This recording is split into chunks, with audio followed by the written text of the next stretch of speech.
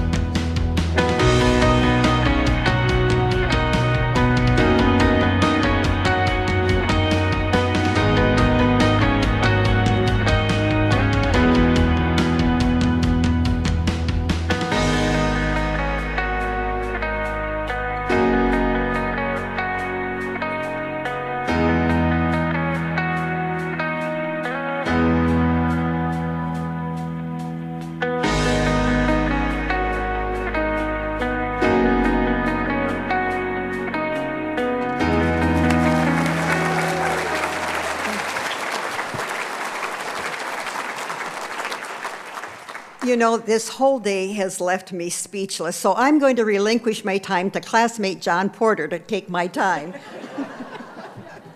No, John, you have to wait.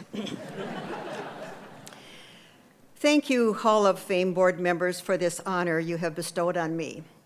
Thank you to my nominators, William Anderson and Paul Christen, who couldn't be here tonight, and to Joanne Groves, David McGurr, and Jane Meekins, who wrote letters and said all those nice things about me. And lastly, to Billy Anderson, who pulled the nomination all together. Thank you to my family and friends who are here tonight.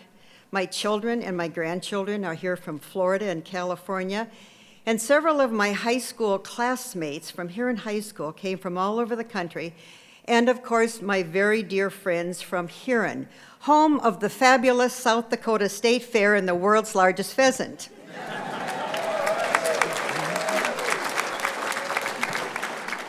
Thank you all for being here tonight. It means the world to me. It was 31 years ago that my father, Dr. Paul Hohm, was inducted into the Hall of Fame. Excuse me. and because of him, and of course my mother, I am standing here tonight.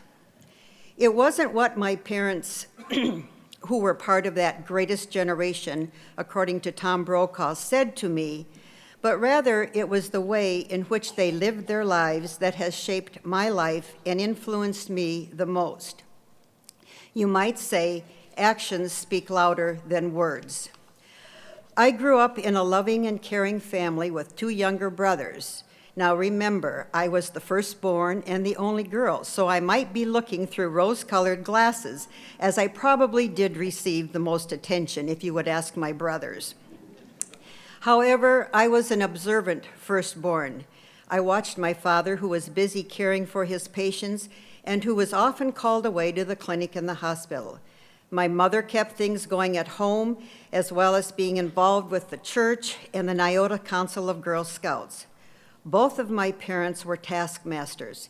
Here I learned about being honest, about being responsible, about being loyal, and about being kind to one another, all from my parents. I learned to determine what I cared about that would make a difference, and then live that with a passion. One of my passions, for which was a seed was planted at a very early age, became Huron College. Because Huron was my home, my family lived in Huron, my children were born and raised in Huron, it was my father's alma mater. Education is a cornerstone of life. I knew the Huron College fight song at age 12, wearing my dad's letter sweater and attending all the basketball games. I got to go to Kansas City with my dad when Huron College played in the national tournament. How could I not have a passion for Huron College? even though I am a USD graduate. You ask, how come you didn't attend Huron College? Well, as a very worldly high school graduate, so I thought, I was going out of town to college. End of story. As you know, Huron College, later to be Huron University, closed in 2005. This was a horrible blow to Huron, both economically and socially. Not to be discouraged, and with the goal of making a difference, Huron Community Campus became a reality because of, of our connection with the South Dakota Community Foundation. The endowment fund of the college was held and is held by the South Dakota Community Foundation. This fund provides thousands of dollars each year for education in Huron.